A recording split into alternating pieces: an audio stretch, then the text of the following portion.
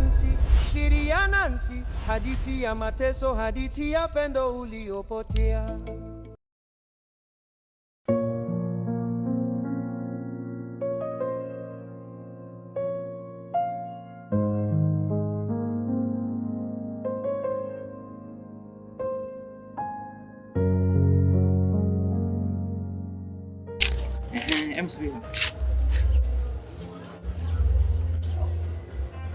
Oya, track vizuri. Inaonyesha pale kwenye kibanda cha wakala. Hapo hivi hapo. Twende sasa.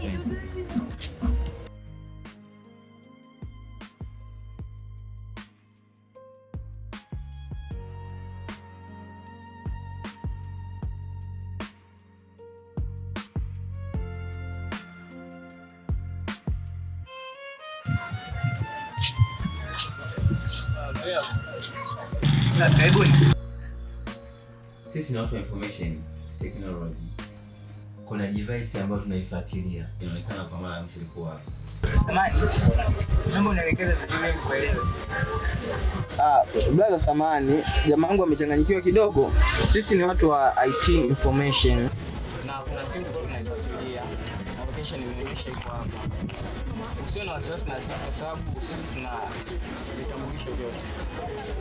Kwa hiyo wewe kama una taarifa zozote zile naomba utupe, maana location imeonyesha hiyo simu iko hapa. Na kuhakikishia kitambulisho changu hicho hapa.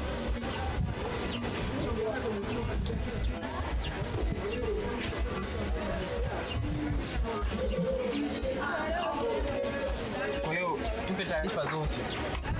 Usisi. Namba picha ile mdada. Okay. Picha ni namba.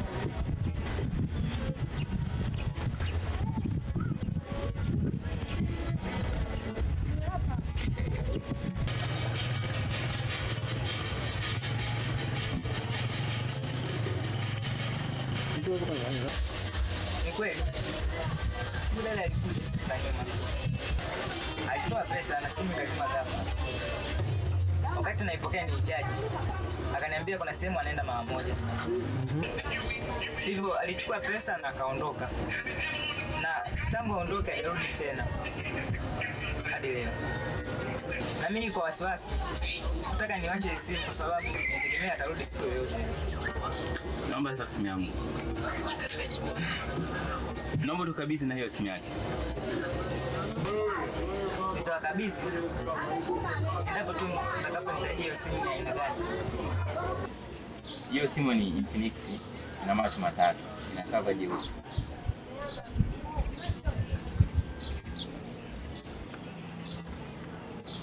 Kama simu ipo basi tunaomba tu. Sasa wewe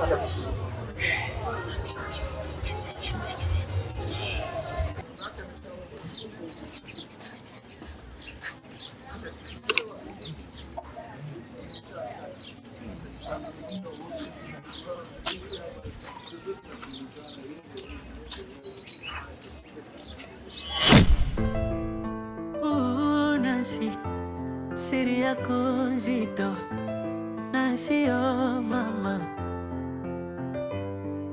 Ulitupa kila kitu kando. Mwanangu Jasmine. Abe baba. Ina maana hiyo kazi ya kusuka ndio inakupatia pesa nyingi hivyo? Kiasi kwamba tunaishi vizuri hivi? Au kuna kijana anakupatia hizi pesa? Na kama kuna kijana, naomba mwambie aje ajitambulishe.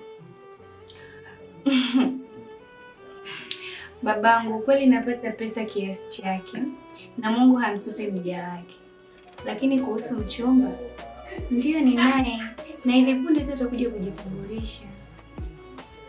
Sawa, ila cha msingi awe nakupenda kwa dhati na awe na hofu ya Mungu, pia awe mtiifu. Babangu, usiwaze wala usiwe na hofu. Hizo sifa zote anazo. Na cha kuongezea ni mtiifu. Yaani ni mcheshi. Yaani ni mcheshi kwa kila kitu, yaani wewe mwenyewe utamfurahia. Sawa Jasmine.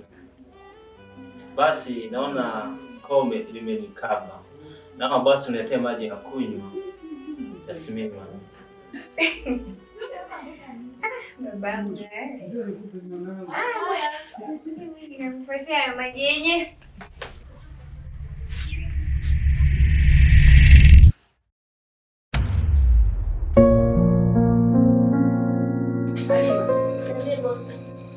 Hivi mpango wetu vipi?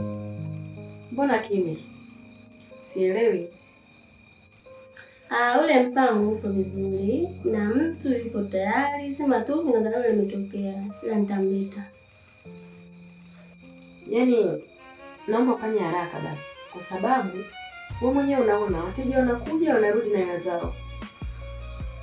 Tunashindwa kuwapa huduma kwa wakati, tunapoteza hela. Ni kweli dada yangu, hapo umeniona. Maana na mimi nilikuwa nimeshaweza kuhudumia. Ni sawa kuongeza mtu, ila umuhimu wewe anajua kazi. Maana bila hivyo ni sawa na kazi bure. Ndio. Sasa Halima, hivi una uhakika huyo mtu yuko available? Ndio bosi wangu. Mlete basi. Mlete hata kesho, mimi nije nifanyie interview ili aanze kazi. Nitamleta mtu sio mtu mtaalamu wa kazi. Basi sawa. Sasa mimi naona niwaache. Kwani kuelea mimi huyu kufunya. Haya sawa.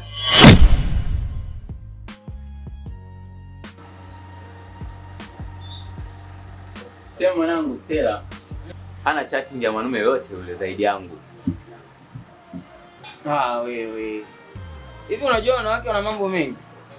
Yaani huenda muda ule ukitoka anachukua kakadi kengine amekaficha, anakaweka kwenye simu, anawasiliana na wanaume wengine.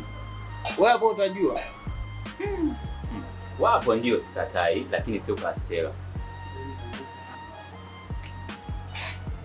Unajua kuna kitu mwanangu na faith. Yaani jamaa umekuwa baba wa imani kuliko hata mimi. Yaani mimi ndio nimebeba jina la Ibla, baba wa imani. Lakini jamaa wangu unanizidi imani kwa kweli. Unajua mpaka saa hizi sijapata chatting yoyote ila nayo chat na wanaume wengine. Yaani mpaka najiuliza ananipenda kiasi gani. Sio mbaya. Kama kuchiti sio mbaya. Ila cha msingi wewe kwa naye tu makini, yani zile njia anazofanya nini uzifuatilie. Usije ukawa unanilii jamaa wangu unakaa na Stella, kumbe Stella naye analiji baba linalomhudumia. Sema hapo mwanangu, inabidi nahitaji kutuliza sana akili kusudi kuweza kuchunguza kiundani zaidi. Hilo sasa ndo neno. Yaani hapo katika maneno uliyoongea hilo ndio umeongea mwanangu. Lakini kuna kitu nataka nikushauri jamaa wangu. Hapo kwenye kutuliza akili hapo, unatakiwa ongezee na vitu vyako kwenye kumchunguza. Kama wanawake huo muda mwingine wanapona nyingi. Yaani huenda na technique tofauti na watu wanazosema mimi. Kwa ndio akili kumkichwa. Ngoja tutaona, lakini sidhani kwa Stella. Sidhani kabisa. Azidi kuchunguza kwa ndani zaidi. Kwa sababu inabidi nitulize sana akili. Mimi nakubali mwanangu.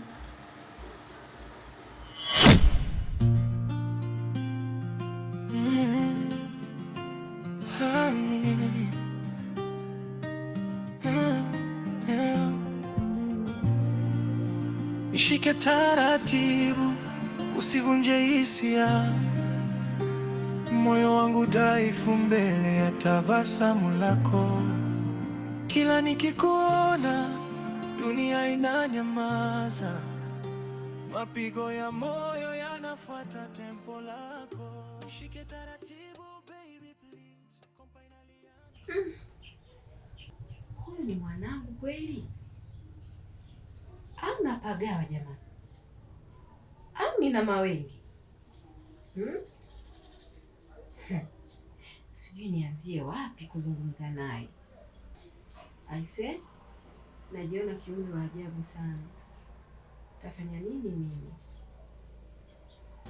Madam, mbona wingi ndani? Karibu. Utu uzima huu mwanangu. Ni kazi. Wema lakini alima ndani. Salama tu, karibu ndani. Asante.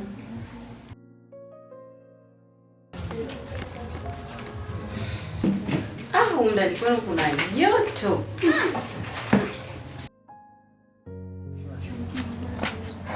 Shikamoo madam. Marhaba. Madamu, huyu ndo mtu nilikwambia atakuja kunisaidia kazi za hapa saluni. Kwa hiyo ndo amekuja, kama na interview afanye au endelee kazi.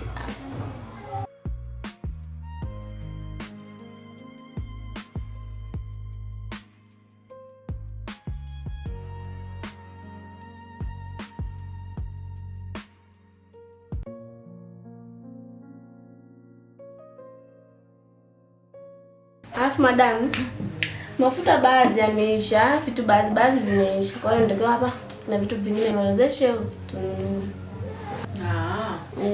Hamna shida. Naomba tu niorodheshe idadi ya vitu vyote vilivyoisha ili nitakavoleta mahitaji yote ya umdu na ni saluni. Nilete kila kitu. Sawa. Unaitwa nani binti? Naitwa Jasmine. Ndio.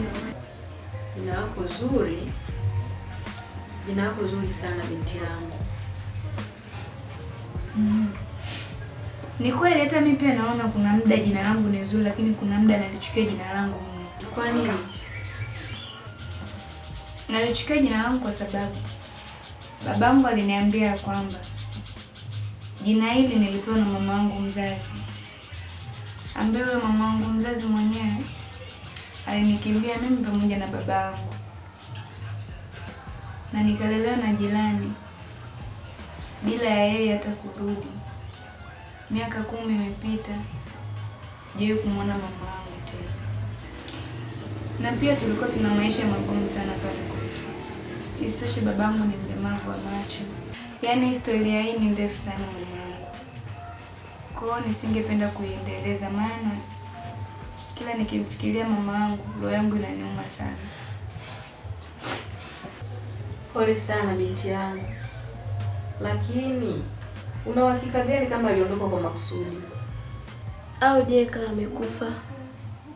Ni kweli kabisa. Sasa kwa nini umhukumu mzazi wako? Na wakati kuna emergency, maybe alipata changamoto yoyote akajikuta anakuwa mbali na familia yake bila makusudio yake mwenyewe. Hapana. Maana mimi na baba yangu baada ya kumbana mama mdogo wangu alikuwa akitulea, alituambia kila kitu. Na ndipo alituelekeza kuwa mama aliondoka kwa shindikizo la mwanaume,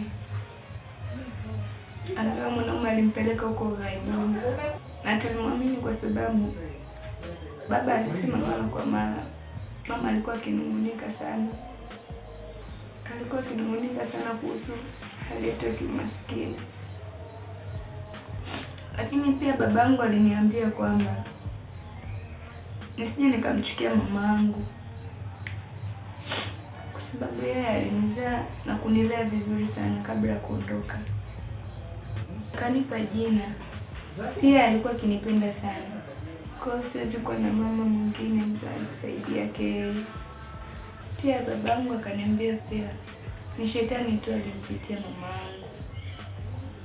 Na kwa vile maisha yetu yalikuwa ni magumu sana, basi hapo ndio ibilisi alipata chance ya kumlaghai mamangu. Na hiyo ndio sababu iliyonifanya nibaki na hili jina mpaka leo, kwa heshima ya mamangu. Lakini leo inaniuma sana nikimfikiria mamangu. Babako ni mtu mwenye huruma sana. Halafu kutenda kosa sio kosa binti yangu. Kosa kurudia kosa. Funika kombe mwana haramu apite.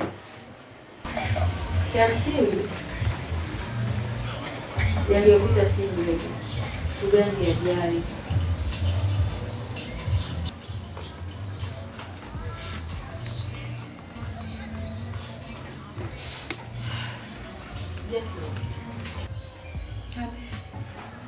Lakini umemsamehe mama yako kwa moyo mmoja? Ndio. Nishamsamehe mama wangu. Kama Mungu anasema samehe 7 mara 70. Mimi nani ni hukumu? Ila najisikia vibaya tu nikimfikiria mama yangu. Usijali. Na samahani kwa kukukumbusha nyuma. Halima, kuanzia sasa Jay nitakuwa naye hapa kazini. Hakuna haja tena interview. Sawa madam. Bali kuanzia sasa nitakuwa naye kazini hapa na mjisikie huru kabisa. Msikia Jesse? Ndio. Kuwa huru hapa ni kweli. Sawa.